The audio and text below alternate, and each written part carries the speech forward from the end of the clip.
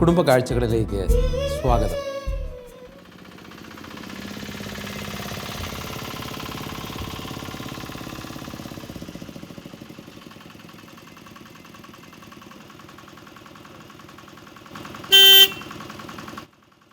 അമ്മേ, ഓട്ടോ വന്നു. എന്റെ കർത്താവേ, ഓട്ടോ വന്നു. ഈ മക്കളൊന്നും ഒരുങ്ങി കഴിഞ്ഞില്ലല്ലോ. എടാ ജിയോ, ആ കുഞ്ഞിനെ ഷർട്ട് ഇടിക്കടാ. അമ്മ, എന്നെ മലയാളം ബുക്ക് കിട്ടിയില്ല. അതില്ലാതെ ക്ലാസ്സിൽ തന്നെ എന്നെ ടീച്ചർ പുറത്താക്കും. അതിന്റെ ഇടയ്ക്ക് ഒരു ഷർട്ട്.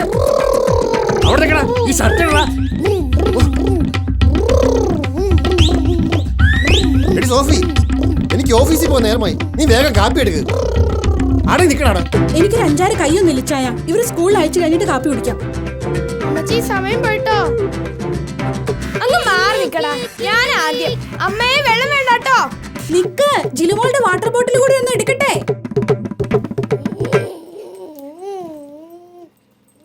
മോളെ ജിലു, നീ വെള്ളം എടുത്തില്ല. ഓ, അയ്യാ. ഓ,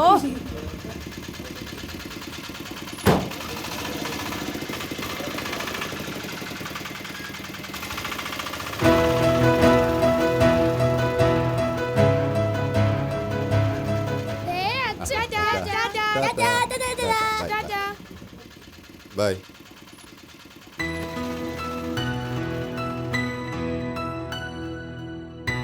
ജോർജ്, ജോർജ്,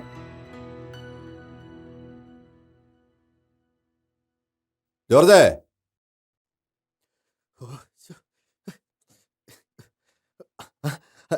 ഈശോമിശിഹായെ സ്തുതിയായിരിക്കട്ടെ. ഇപ്പോഴെപ്പോഴും സ്തുതിയായിരിക്കട്ടെ. ഇരിക്കച്ചാ. ജോർജിന് ഓഫീസിൽ പോകാൻ സമയമായില്ലേ? പിള്ളേരെല്ലാം പറഞ്ഞു വിട്ടപ്പം ലേറ്റ് ആയച്ചാ. ഇനിയിപ്പം ഹാഫ് ഡേ ലീവ് എടുക്കാം. അച്ഛാ, മക്കളൊക്കെ ഇപ്പൊ സ്കൂളിലേക്ക് ഇറങ്ങിയതേ ഉള്ളൂ. പടക്കളം കണ്ടപ്പോ മനസ്സിലായി. അച്ഛൻ വന്നപ്പോ വീട് കിടക്കുന്നത് കണ്ടാ മതി. പിള്ളേരൊക്കെ ഉള്ള വീട്ടിൽ ഇങ്ങനെയൊക്കെ ആന്നേ. ഇതിത്തിരി കൂടുതലാ. എത്ര ശ്രമിച്ചിട്ടും അവരെ മെരുക്കെടുക്കാൻ പറ്റുന്നില്ല. അച്ഛൻ കുട്ടികളുടെ സൈക്കോളജി ഒക്കെ പഠിച്ച ആളല്ലേ? ശരിയാച്ചാ, ഞങ്ങൾ ശരിക്കും കഷ്ടപ്പെടുകയാ. ഇവരെ എങ്ങനെ കുറച്ചുകൂടി ഉത്തരവാദിത്വമുള്ളവരായി മാറ്റും? എത്ര വഴക്ക് പറഞ്ഞിട്ടും വാരി വലിച്ചെറിഞ്ഞുള്ള ശീലം ഇവർ മാറ്റുന്നില്ല. കുട്ടികളുടെ ശിക്ഷണത്തിൽ എളുപ്പമുള്ളതും എല്ലാവരും ഉപയോഗിക്കുന്നതുമായ 2 കാര്യങ്ങളാണ് വഴക്ക് പറച്ചിലും ഉപദേശവും. ഇത് രണ്ടും മാറി മാറി പ്രയോഗിക്കുന്നുണ്ട്. ഇവ രണ്ടിനേക്കാളും ഗുണകരമായ മറ്റൊന്നാണ് പ്രോത്സാഹനവും നല്ല മാതൃകയും. ഇങ്ങനെ വീട് മുഴുവൻ അലങ്കോലമാക്കുന്നവർക്ക് ഒരു പ്രോത്സാഹനം കിട്ടിയാലോ? ഞാനൊരു ഉപായം പറഞ്ഞ നിങ്ങൾ അനുസരിക്കുവോ? തീർച്ചയായും.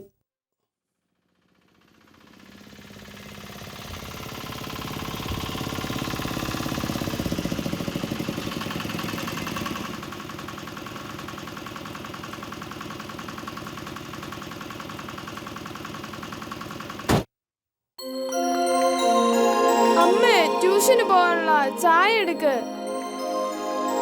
എനിക്ക് ആനേനെ തിന്നാനുള്ള വിശപ്പുണ്ട്. മമ്മി, ചായ താ. ആന സ്റ്റോക്കില്ല, ആനമുട്ടയുണ്ട്. മതിയോ? പോ മമ്മി, വെറുതെ കോമഡി അടിക്കല്ലേ. വിശന്നിട്ടാണ് ഞങ്ങക്ക് കണ്ണ് കാണാൻ വയ്യ. അപ്പഴാ എന്തെങ്കിലും മത്സരമുണ്ടോ? നിങ്ങൾ ചെയ്യുന്ന ഓരോ നല്ല കാര്യത്തിനും ഇനി മുതൽ പോയിന്റ് ഉണ്ട്. കൂടുതൽ നന്മ ചെയ്താൽ കൂടുതൽ പോയിന്റ്. പുതിയൊരു നമ്പർ. ആരാ? അച്ചാച്ചനാണോ ഇതിന്റെ ബ്രെയിൻ? ബ്രെയിൻ അമ്മ എന്താ മോശമാണോ? ലേ അമ്മേ. പക്ഷെ ഇവിടെ വർക്കൗട്ട് ആവുന്നു എനിക്കൊരു പ്രതീക്ഷയില്ല. ഞാൻ പോവാണേ.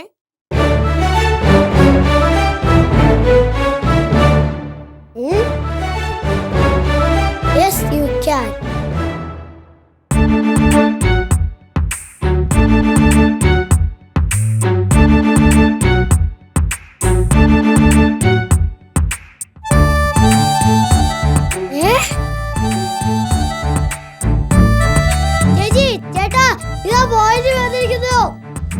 എന്താടാ വിളിച്ചു പോകുന്നേ? അത് സത്യമായിരുന്നോ? ഈ ബാഗ് റൂമിൽ കൊണ്ടുവച്ച 10 പോയിന്റ്.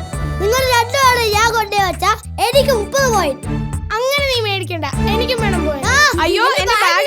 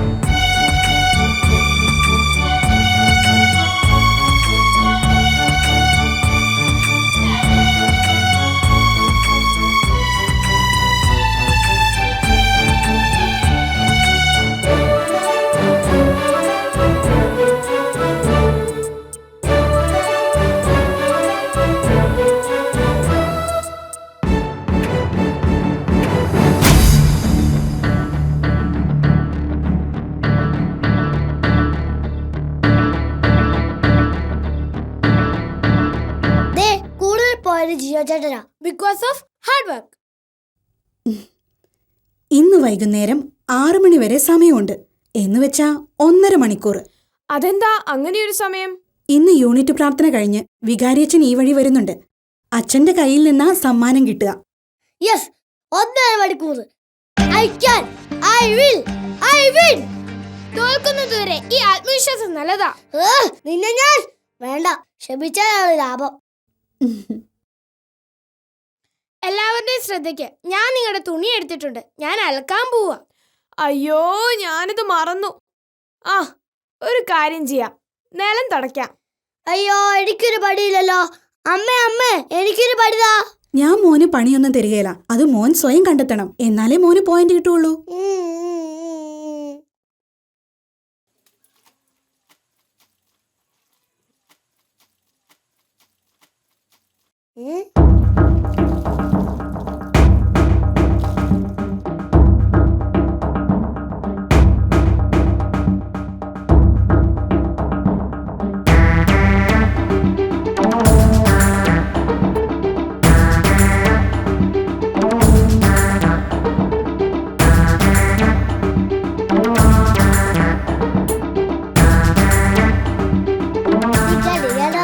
എനിക്ക് പോയിന്റ് കിട്ടിയേ.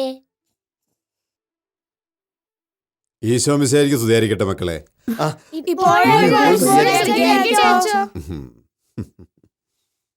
ഇരി. ആഹാ, 3 പേർക്ക് ഒരേ മാർക്കാണല്ലോ. ഇത് വളരെ അത്ഭുതമായിരിക്കുന്നല്ലോ. അതച്ചോ, ജിയോയ്ക്ക് കിട്ടേണ്ട പോയിന്റ് അനിയന് കിട്ടാൻ വേണ്ടി പരിത്യാഗം ചെയ്തതാ. ഇതാണ് വലിയൊരു നന്മ. ഇപ്പൊ 3 പേരും വിജയിച്ചിരിക്കുന്നു. മറ്റൊരാളെ തോൽപ്പിക്കാതെ നമുക്ക് ജയിക്കാനാവുമെന്നുള്ളതിന്റെ തെളിവാണിത്. ഇനി സമ്മാനദാനമാണ്. 3 പേരും നന്നായി അധ്വാനിച്ചു. സമ്മാനവും 3 പേർക്കുമായി.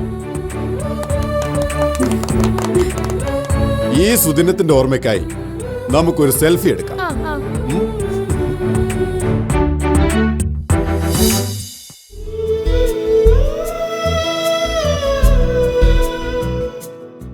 ദൈവപുത്രനായ യേശു ഇഹലോകത്തിൽ 33 വർഷം ജീവിച്ചെങ്കിലും അവിടുത്തെ പരസ്യജീവിതം വെറും 3 വർഷങ്ങൾ മാത്രമേ ഉണ്ടായിരുന്നുള്ളൂ. പക്ഷേ ഈ 3 വർഷങ്ങൾ കൊണ്ട് കർത്താവ് എത്രമാത്രം പ്രവൃത്തികളാണ് ചെയ്തത്. നമുക്കറിയാം, മുഖ്യമായും അവിടുത്തെ ഭരമേൽപ്പിച്ച രക്ഷാകര ദൗത്യം അവിടുന്ന് പൂർത്തിയാക്കി. നാം ഇന്ന് യേശുവിനെ വിലയിരുത്തുമ്പോൾ, അവിടുത്തെ പ്രവൃത്തികൾ വിലയിരുത്തുമ്പോൾ ഒരുപക്ഷെ പറയുമായിരിക്കും, അവിടുന്ന് ദൈവമായിരുന്നത് കൊണ്ടാണ് അവിടുത്തേക്ക് ആ കാര്യങ്ങളൊക്കെ ചെയ്യാൻ പറ്റിയതെന്ന്. പക്ഷേ ഇഹലോകത്തിൽ അവിടുന്ന് ആയിരുന്നപ്പോൾ അവിടുത്തെ ദൈവത്വം എന്നതിനപ്പുറത്ത് മനുഷ്യത്വം കൂടുതൽ പ്രകടമാക്കാനാണ് അവിടുന്ന് ശ്രദ്ധിച്ചത്. തൻ്റെ രക്ഷാകര ദൗത്യം അവിടുന്ന് പൂർത്തിയാക്കുമ്പോൾ അവിടുന്ന് പൂർണ്ണ മനുഷ്യനായിരുന്നു. ഞാൻ ഇത്രയും പറഞ്ഞത്, ഇഹലോകത്തിൽ ഒരു മനുഷ്യൻ അവൻ്റെ പൂർണ്ണതയിൽ തന്നെ ഏൽപ്പിക്കുന്ന ദൗത്യം എത്ര കണ്ട് വിശ്വസ്തയോടെ ചെയ്യണം എന്ന് കാണിക്കാനാണ്. ഇന്ന് നമ്മുടെ കുട്ടികളെ സംബന്ധിച്ചിടത്തോളം അവരുടെ വളർച്ചയിൽ അവർ മാതൃകയാക്കേണ്ട മറ്റൊരു വ്യക്തിത്വമില്ല. അത് പൂർണ്ണ ദൈവവും പൂർണ്ണ മനുഷ്യനുമായ യേശുവിൻ്റെ വ്യക്തിത്വമാണ്. സ്വർഗസ്ഥനായ പിതാവ് തന്നെ ഭരമേൽപ്പിച്ച ദൗത്യം അവിടുന്ന് ആത്മവിശ്വാസത്തോടുകൂടെ പൂർത്തിയാക്കുന്നു. സ്വാശ്രയ ബോധത്തോടുകൂടെ അവിടുന്ന് അത് നിർവഹിക്കുന്നു. ഇന്ന് നമ്മുടെ കുട്ടികളെ സംബന്ധിച്ചിടത്തോളം സ്വാശ്രയ ശീലം ഇല്ലാതെ പോകുന്നുണ്ട്. ഞാനിത് പറയുമ്പോൾ കഴിഞ്ഞ ഇടയ്ക്ക് ഞാൻ ചെയ്ത ഒരു യാത്രയെക്കുറിച്ചാണ് ഓർക്കുന്നത്. എൻ്റെ തൊട്ടടുത്ത് ഇരിക്കുന്ന കുടുംബത്തെ ഞാൻ ശ്രദ്ധിച്ചു. കുടുംബനാഥനും കുടുംബനാഥയും മകനുമുണ്ട്. ഇവർ ഉച്ചഭക്ഷണം കഴിക്കുന്ന സമയമാണ്. ഈ ചെറുക്കന് 12-13 വയസ്സെങ്കിലും വരും. അപ്പനും അമ്മയും ഇവനും ഭക്ഷണം കഴിക്കുന്നു. ഒരു പാത്രത്തിൽ നിന്നാണ് കഴിക്കുന്നത്. ഈ അപ്പൻ ചോറുരുട്ടി മകന് കൂടെ എടുത്തു കൊടുക്കുകയാണ്. ഇങ്ങനെ ചെയ്തുകൊണ്ടിരുന്നപ്പോൾ ഞാൻ വിചാരിച്ചു അവൻ തന്നെ എടുത്ത് കഴിക്കുമായിരിക്കുമെന്ന്. പക്ഷേ ഒരു തവണ പോലും ഈ മകൻ ഈ പാത്രത്തിൽ നിന്ന് എടുത്ത് കഴിക്കുന്നതായി ഞാൻ കണ്ടില്ല. അമ്മ ചോറുരുട്ടി കൊടുക്കുന്നു, അപ്പൻ ചോറുരുട്ടി കൊടുക്കുന്നു, അവനെ മറ്റു കാര്യങ്ങളിലൊക്കെ ശ്രദ്ധിച്ചുകൊണ്ടിരിക്കുന്നു, ഫോണിൽ കാർട്ടൂൺ കളിച്ചുകൊണ്ടിരിക്കുന്നു. ഞാൻ ചിന്തിച്ചു, ഇവന് തന്നെ ഒന്നെടുത്ത് ഭക്ഷിക്കാൻ മേലേ? അപ്പനും അമ്മയും ചോറുരുട്ടി കൊടുക്കുന്നുണ്ട്, കുഴപ്പമൊന്നുമില്ല. തീർച്ചയായും മക്കളോടുള്ള സ്നേഹവും ലാളനയൊക്കെ പ്രകടിപ്പിക്കാൻ നല്ലതാണ്. പക്ഷേ ഇവനും കൂടെ അത് ചെയ്ത് ശീലിക്കേണ്ടതല്ലേ? ഇത് നിസ്സാര കാര്യമല്ലേ എന്ന് നിങ്ങൾ ചിന്തിച്ചേക്കാം. പക്ഷേ ഇത്തരത്തിലുള്ള പരിശീലനങ്ങൾ നേരാവണ്ണം പോകാതെ പോകുമ്പോൾ അത് അവരുടെ വ്യക്തിത്വ രൂപീകരണത്തിൽ ദോഷകരമായ കാര്യങ്ങൾക്ക് കാരണമായി തീരുമെന്നത് വ്യക്തമായ കാര്യമാണ്. കുട്ടികളെ സംബന്ധിച്ചിടത്തോളം സ്വാശ്രയശീലം ഉണ്ടാവേണ്ടതാണ്. അവരുടെ ആത്മവിശ്വാസം കൂട്ടുന്നതിന് തീർച്ചയായിട്ടും ഇത് ഏറെ സഹായിക്കും. കഴിഞ്ഞ ഇടയ്ക്ക് ഒരു കുടുംബനാഥ വലിയൊരു പരിഭവം പറഞ്ഞു. പരിഭവം ഇതാണ്: മകളുടെ 10ാം ക്ലാസ് പരീക്ഷയാണ്. അവൾ പഠിക്കുന്നതിനേക്കാൾ കൂടുതലായിട്ട് താൻ പഠിക്കണം. കാരണം LKG തൊട്ട് ഈ കുഞ്ഞ് പഠിച്ചു വന്നപ്പോൾ ഇവളെ ഏറെയും പഠിപ്പിച്ചത് ഈ അമ്മ തന്നെയായിരുന്നു. ആ LKGയിൽ തുടങ്ങിയ ഈ അധ്വാനം 10ാം ക്ലാസ് ആയിട്ട് നിന്നിട്ടില്ല. ഇവൾ സ്കൂളിൽ പഠിക്കുന്നുണ്ട്, ട്യൂഷനുണ്ട്. അതല്ലാതെ അമ്മ ഇതെല്ലാം പഠിച്ചിട്ട് ഈ കൊച്ചിനെ പഠിപ്പിക്കണം. ഞാൻ പറയും, ഇത് വലിയ അപകടകരമായൊരു സാഹചര്യമാണ്. മുമ്പോട്ട് പോകുമ്പോൾ തന്നിൽ തന്നെ ആശ്രയിച്ച് ഒന്നും ചെയ്യാനാവാത്ത ഒരവസ്ഥയിലേക്ക്, അപകടകരമായ അവസ്ഥയിലേക്ക് ഈ കുഞ്ഞ് പോവുക തന്നെ ചെയ്യും. അതുകൊണ്ട് തനിക്ക് പലതും ചെയ്യാനുണ്ട് എന്നുള്ളൊരു വിചാരം, തനിക്ക് പലതും ചെയ്യാൻ പറ്റുമെന്നുള്ള ബോധ്യമുണ്ടാകും. ഏതാനും ദിവസങ്ങൾക്ക് മുൻപ് ഒരു അപ്പനും അമ്മയും മകളും കൂടെ എന്നെ കാണാൻ വന്നു. ഈ പെൺകുട്ടിയുടെ കല്യാണം ആലോചിച്ചുകൊണ്ടിരിക്കുകയാണ്. ആ കുടുംബത്തിലെ 3 മക്കളിൽ ഇളയവളാണ് അവൾ. മൂത്ത ചെറുക്കൻ്റെയും പെണ്ണിൻ്റെയും കല്യാണം കഴിഞ്ഞു. ഇവളുടെ കല്യാണം ആലോചിച്ചുകൊണ്ടിരിക്കുക. കല്യാണം പലതും വരുന്നുണ്ടെങ്കിലും നടക്കുന്നില്ല. ഇതിനു മുൻപ് ഈ പെൺകുട്ടിയും മാതാപിതാക്കളും കൂടെ എന്നെ വന്ന് കണ്ടപ്പോൾ ആ പെങ്കൊച്ചിനോടും മാതാപിതാക്കളോടും ഞാൻ ചോദിച്ച കാര്യമുണ്ട്. വീട്ടിലെ കാര്യങ്ങളൊക്കെ ആത്മവിശ്വാസത്തോടെ തന്നെ ചെയ്യാൻ പ്രാപ്തിയായോ ഇവൾക്ക്?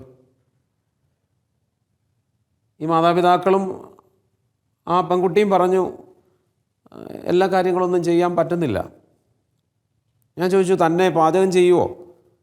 രാവിലെ അതിനുവേണ്ടി എഴുന്നേക്കുമോ? വീടൊക്കെ വൃത്തിയായി തുടച്ച് ചെയ്യുന്നതിന്, വസ്ത്രങ്ങളൊക്കെ അലക്കുന്നതിനൊക്കെ ശ്രദ്ധിക്കുന്നുണ്ടോ? അവളെ സംതൃപ്തമായ ഉത്തരമല്ല നൽകിയ മാതാപിതാക്കളും അതിനെക്കുറിച്ച് ഖേദിച്ചു. ഞാനതിലും 1 മാസം കഴിഞ്ഞ് വരാൻ പറഞ്ഞു. വന്നപ്പോൾ വീണ്ടും അവൾ എന്നോട് സംസാരിച്ചു, മാതാപിതാക്കളും സംസാരിച്ചു. ഞാൻ ചോദിച്ചു, മാറ്റമൊക്കെ ഉണ്ടായോ? അവൾ പറഞ്ഞു, മാറ്റം ഉണ്ടായി. രാവിലെ എഴുന്നേൽക്കുന്നുണ്ട്, ചില കാര്യങ്ങളൊക്കെ ചെയ്യാൻ ശ്രദ്ധിക്കുന്നുണ്ട്. ഞാൻ മാതാപിതാക്കളോട് ചോദിച്ചു, ശരിയാണോ? എന്നോട് പറഞ്ഞു, മച്ചാ കുറച്ചൊക്കെ മാറ്റം വന്നിട്ടുണ്ട്, എന്നാലും പാചകത്തിന് സഹായിക്കാൻ ഒരു സ്ത്രീ വരുന്നുണ്ട്, വീടും അടുക്കളയും ഒക്കെ തുടച്ചിടാനായിട്ട് ഒരാൾ വരുന്നുണ്ട്, അലക്കാനായിട്ട് വരുന്നുണ്ട്. അപ്പോൾ ഈ അലക്കാനും തുടയ്ക്കാനും പാചകം ചെയ്യാനും ഒക്കെ പുറത്തുനിന്ന് ആൾ വരുന്നുണ്ട്. പിന്നെ ഈ പെൺകുട്ടി എന്നാ ചെയ്യുന്നത്? നമ്മുടെ കുഞ്ഞുങ്ങളെ സ്വാശ്രയശീലത്തിൽ മുമ്പോട്ട് കൊണ്ടുപോകണം. അങ്ങനെ അല്ലാന്നുണ്ടെങ്കിൽ ഭാവിയിലെ കുടുംബത്തിൽ വലിയ പ്രശ്നങ്ങളുണ്ടാവും. ഇന്ന് പലപ്പോഴും പലരും പറയുന്നൊരു കാര്യമാണ്, പ്രായമായ മാതാപിതാക്കളെ അവരുടെ മക്കൾ നോക്കുന്നില്ല എന്നത്.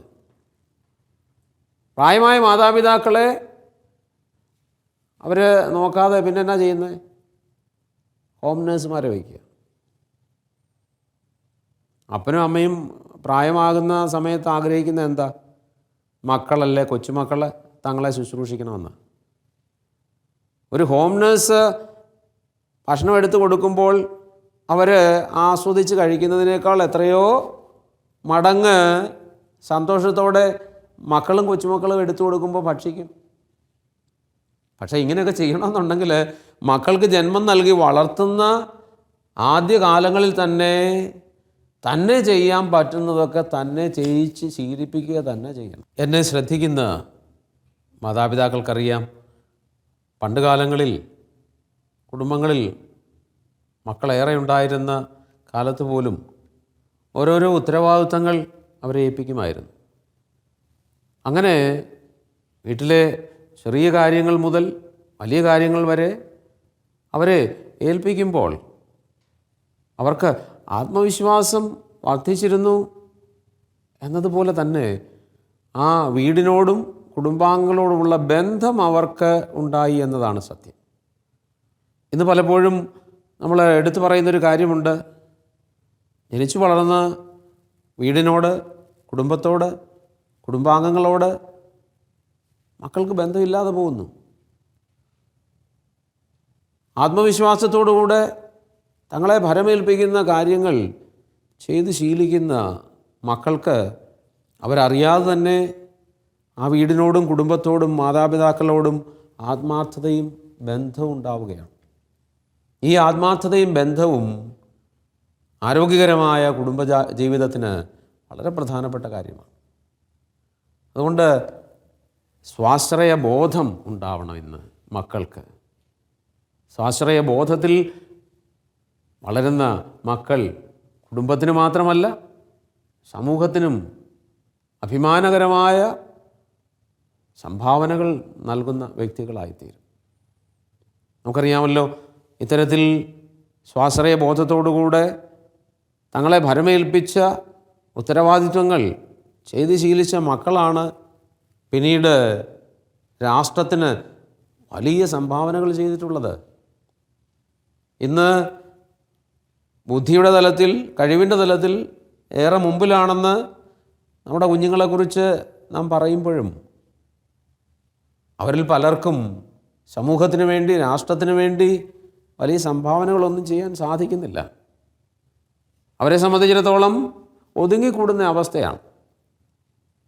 വിശാലമായ ലോകത്തിലേക്ക് ആത്മവിശ്വാസത്തോടുകൂടെ കുട്ടികൾക്ക് പോകാൻ സാധിക്കണമെന്നുണ്ടെങ്കിൽ ആദ്യത്തെ സമൂഹമായ, ചെറിയ സമൂഹമായ കുടുംബത്തിൽ ആത്മവിശ്വാസം അവർക്ക് നൽകുന്ന രീതിയിൽ, സ്വാശ്രയ ബോധം അവർക്ക് നൽകുന്ന രീതിയിൽ ഉത്തരവാദിത്തങ്ങൾ ഭരമേൽപ്പിക്കാൻ സാധിക്കണം.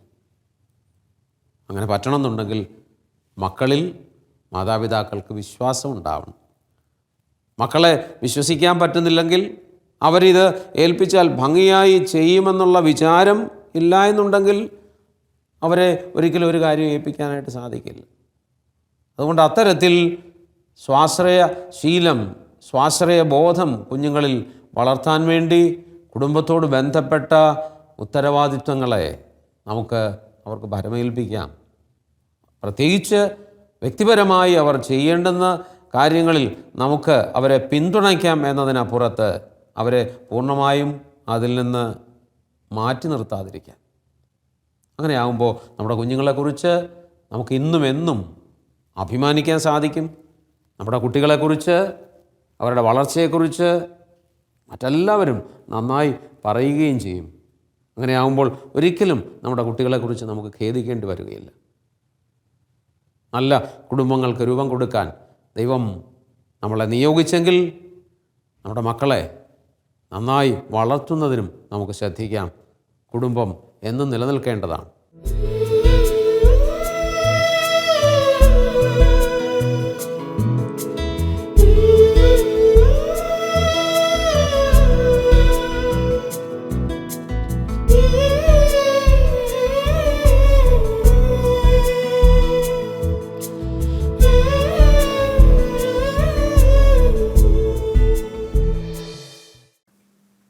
എൻ്റെ പേര് ഷൈജു മാത്യു എന്നാണ്. ഞാൻ തൃശ്ശൂർ ജില്ലയിലെ മരത്താക്കര ഇടവകയിലാണ് താമസിക്കുന്നത്. എൻ്റെ ജീവിതത്തിൻ്റെ ആദ്യകാലങ്ങൾ വലിയ ഞെരുക്കങ്ങളുടെയും വലിയ സങ്കടങ്ങളിലൊക്കെ ആയിരുന്നു. ഞാൻ വിവാഹത്തിലൂടെ ജെറീനയുമായൊരു ജീവിതബന്ധം തുടങ്ങിയപ്പോഴുണ്ടായ ആദ്യകാലങ്ങൾ വ്യത്യസ്തമായ ഒരു ജീവിതാനുഭവത്തിൻ്റെതായിരുന്നു. ഞാൻ ജിസ്യൂത്ത് മുന്നേറ്റത്തിലൂടെയാണ് ഈശോയെ കണ്ടെത്തുകയും ഈശോയുടെ സ്നേഹം അറിയുകയും അനുഭവിക്കുകയും ചെയ്തത്. അതുകൊണ്ട് തന്നെ എൻ്റെ മനസ്സിൽ വലിയ ആശങ്കയും അസ്വസ്ഥതയും ഉണ്ടായിരുന്നു. വിവാഹത്തിന് ശേഷം ഈ ഒരു ദൈവരാജ്യ ശുശ്രൂഷയിൽ എനിക്ക് ഏർപ്പെടാൻ പറ്റുമോ, വരുന്ന ജീവിത പങ്കാളി എങ്ങനെയുള്ളതായിരിക്കും. പക്ഷേ എൻ്റെ ജീവിതത്തെ ഏറെ പ്രോത്സാഹിപ്പിക്കുവാൻ, അല്ലെങ്കിൽ ദൈവരാജ്യത്തിന് വേണ്ടി നന്മകൾ ചെയ്യുവാൻ എന്നെ ഏറെ പ്രോത്സാഹിപ്പിച്ചത് എൻ്റെ ഭാര്യയാണ്. ഞാൻ കല്യാണത്തിന് മുൻപ് തൊട്ടേ പ്രാർത്ഥിക്കുമായിരുന്നു. നല്ലൊരു ദൈവഭയമുള്ള ഒരു ഭർത്താവിനെ, കരുതലുള്ള ഭർത്താവിനെ തരണമേ എന്ന് ഞാൻ പ്രാർത്ഥിക്കുമായിരുന്നു. ദൈവം ആ പ്രാർത്ഥന കേട്ടു. വളരെ നല്ലൊരു ഭർത്താവിനെയാണ് ദൈവം എനിക്ക് തന്നത്. ഷൈജേട്ടൻ്റെ പ്രവർത്തനങ്ങൾക്ക് ഞാൻ ആദ്യമൊക്കെ എനിക്ക് ചിലപ്പോൾ ദേഷ്യമൊക്കെ തോന്നാറുണ്ട്. പക്ഷേ പിന്നീട് ഒരു ധ്യാനത്തിൽ കൂടുകയും ദൈവരാജ്യത്തിന് വേണ്ടി നമ്മൾ ഇറങ്ങേണ്ടവരാണ് എന്ന ഒരു ചിന്ത എനിക്ക് ഉണ്ടാവുകയും ഷൈജേട്ടനെ എല്ലാ കാര്യങ്ങളിലും സപ്പോർട്ട് ചെയ്യാനും കൂടുതൽ മക്കൾ വേണം എന്ന് ഷൈജേട്ടൻ പറയുമ്പോൾ കുറേ ബുദ്ധിമുട്ടുകൾ ഉണ്ടായിട്ടുണ്ടെങ്കിൽ തന്നെയും അത് ഒരു അനുഗ്രഹമാണെന്ന് ഞാൻ പലപ്പോഴും തിരിച്ചറിഞ്ഞിട്ടുണ്ട്. ദൈവം സ്നേഹമാണ്, പ്രത്യാശ നമ്മെ നിരാശ ആക്കുന്നില്ല. ദൈവത്തിന് എല്ലാം സാധ്യമാണ്. വരുവിൻ, നമുക്ക് രമിതപ്പെടാം. വിജയം നൽകുന്നത് കർത്താവാണ്. അനുസരണം ബലിയേക്കാൾ ശ്രേഷ്ഠമാണ്. ഞാനും മുന്തിരിച്ചെടിയും നിങ്ങൾ ശാഖകളുമാണ്.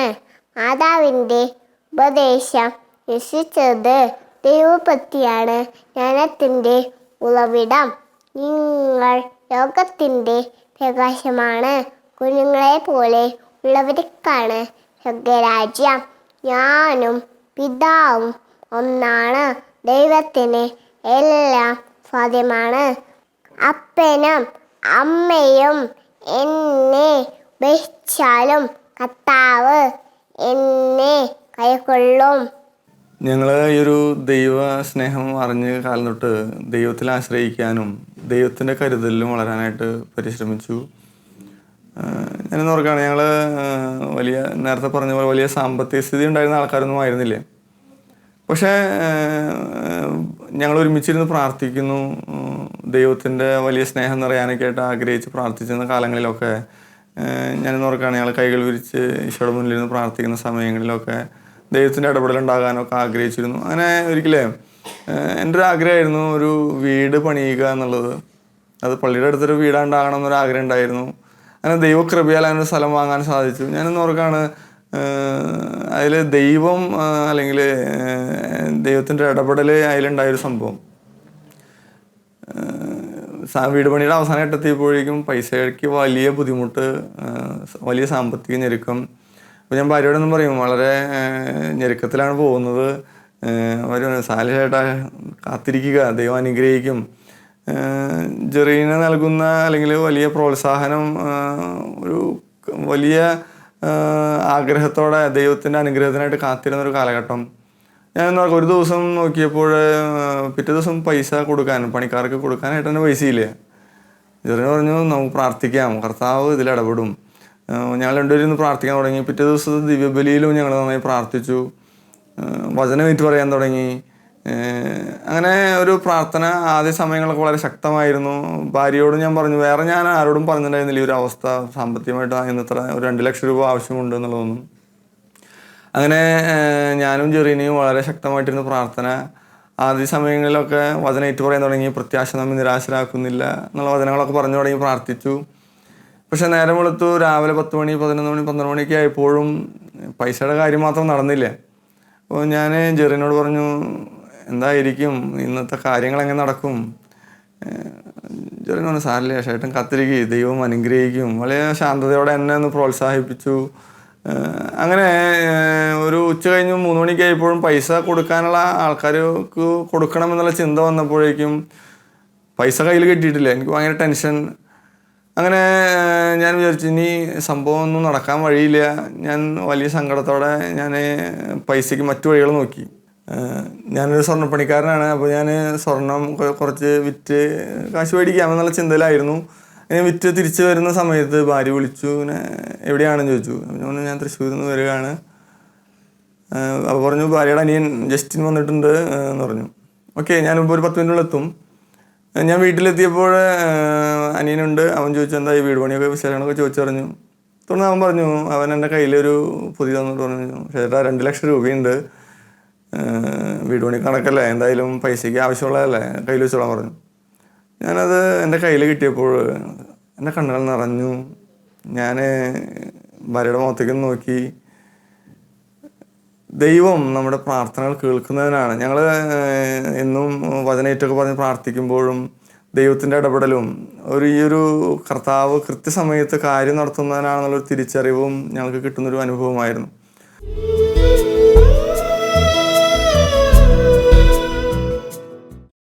നമുക്ക് പ്രാർത്ഥിക്കാം. കർത്താവായ ദൈവമേ, കുടുംബങ്ങൾക്ക് രൂപം കൊടുത്ത അവിടുന്ന് ആ കുടുംബത്തിൻ്റെ തുടർച്ച ആഗ്രഹിക്കുന്നല്ലോ. വരും തലമുറകളിൽ അവിടുത്തോടുള്ള ബന്ധത്തിൽ വളരുന്ന മക്കളുണ്ടാകാൻ, അവിടുന്ന് ആശ്രയം വെച്ചുകൊണ്ട് നീങ്ങുന്ന മക്കളുണ്ടാകാൻ തക്കവിധം അവിടുന്ന് കൃപയാകണമേ എന്ന് പ്രാർത്ഥിക്കുന്നു. ഞങ്ങളുടെ കുടുംബങ്ങളിൽ ജനിച്ച് വളരുന്ന മക്കൾ ആത്മവിശ്വാസത്തോടെ സ്വാശ്രയബോധത്തോടെ വളരാൻ തക്കവിധം അവിടുന്ന് ഇടവരുത്തണമേ. കുടുംബത്തിലെ ഉത്തരവാദിത്തങ്ങൾ, അവർക്ക് ചെയ്യാൻ പറ്റുന്നവ മാതാപിതാക്കൾ അവരെ ഏൽപ്പിച്ച് കൊടുക്കത്തക്ക രീതിയിൽ അവരെ വിശ്വസിക്കാൻ തക്കവിധം അവിടുന്ന് മാതാപിതാക്കളെയും അനുഗ്രഹിക്കണമേ എന്ന് പ്രാർത്ഥിക്കുന്നു. ഞങ്ങളുടെ കുടുംബങ്ങളെ തിരുസന്നിധിയിൽ സമർപ്പിച്ച് വലിയ കൃപയും അനുഗ്രഹവും ഞങ്ങൾ പ്രാർത്ഥിക്കുന്നു. തിരുഹൃദയമേ തിരുഹൃദയമേ ഞങ്ങളുടെ വീടിനെ കാക്കണേ. തിരുഹൃദയത്തിൽ തവ ഹൃദയത്തിൽ ഒരു പുണ്യസൂനമായി ചേർക്കണേ. ഈശോ മിശിഹായ്ക്ക് സ്തുതിയായിരിക്കട്ടെ.